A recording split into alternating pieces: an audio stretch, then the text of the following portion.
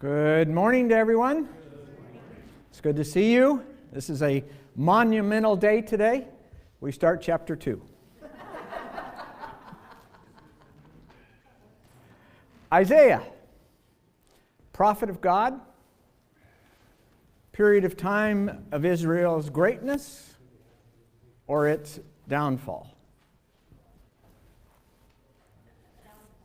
More of its downfall, at least headed downhill, aren't they? And is Isaiah supposed to do something about this? All right.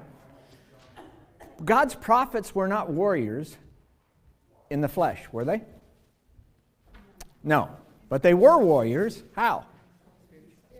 In the Spirit, by word, by God's word.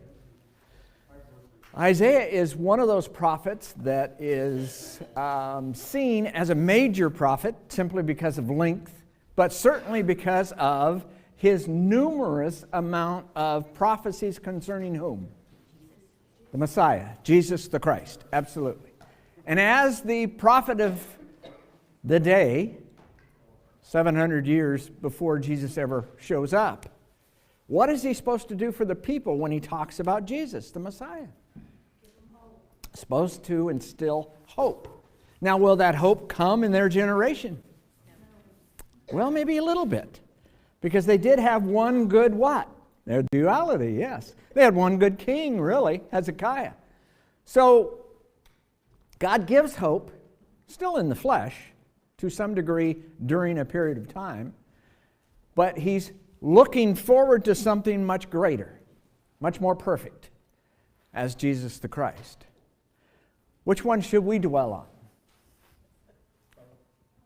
We should dwell on the hope of heaven. Jesus, who has opened up heaven for us, who has done the things that God needed him to do. A like-minded prophet, we call a minor prophet because of his length of text, is whom? Micah. Micah chapter 4, verse 1, it will come about in the last days. One of the last days? Now, we're in the last days. When did they begin? Pentecost, day of Pentecost. Yes, Acts chapter 2. All right. And that mountain of the house of the Lord, that spiritual Zion, will be established as the chief of the mountains. What in the world is he talking about? Mount Everest versus this little mountain we can see from our... Well, no. Kingdoms. He's speaking of power. Will Jesus' mountain or kingdom be more powerful than all the kingdoms of the world? Yes. Absolutely it will. But it's not a kingdom of the world, is it? It's a spiritual kingdom. But are his subjects in the world? Absolutely. We are those subjects, are we not? Absolutely. All right, he goes on to say, and it will be raised above the hills, another way for saying mountains. Was Zion on a mountain or a hill? Yeah, that's exactly right. Great answer.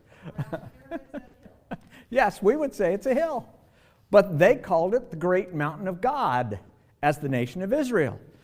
All right? And the peoples will stream to it. What peoples are going to stream to it? All from the various mountains. All the nations. All of those willing to obey and follow. All of those that God had invited. How many did he invite? Everyone is invited. All right? Many nations will come and say, "Come, let us go to the mountain of the house of the Lord and the house of God of Jacob, that he may teach us about his ways, that we may walk in his paths." Yes, Brian. Just a sidebar about the upness of Jerusalem. Mm-hmm. Many of the psalms are psalms of ascents, which is as they were ascending Yes. the walkway to the mountain, they would sing those songs. Absolutely. Mountain, hill, whatever, but that's what they would use as the... It was an ascension in the geography of Jerusalem up to the Mount Zion where the temple was built. Absolutely, yes. And the songs were sung of ascension. All right, so what he's announcing in Micah is similar to what Isaiah is announcing starting with chapter 2. The announcement is there's something greater coming for you. It will be how many generations?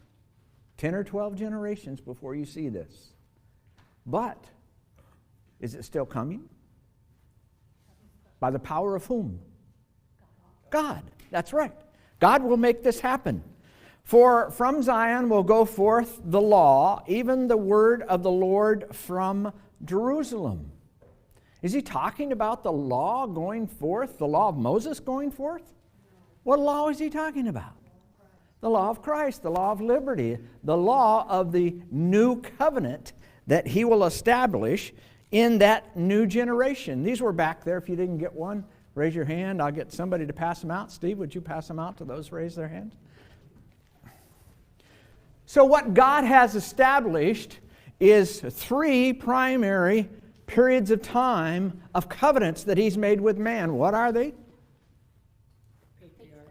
Patriarchal, Mosaical, and the last days of the Christian age.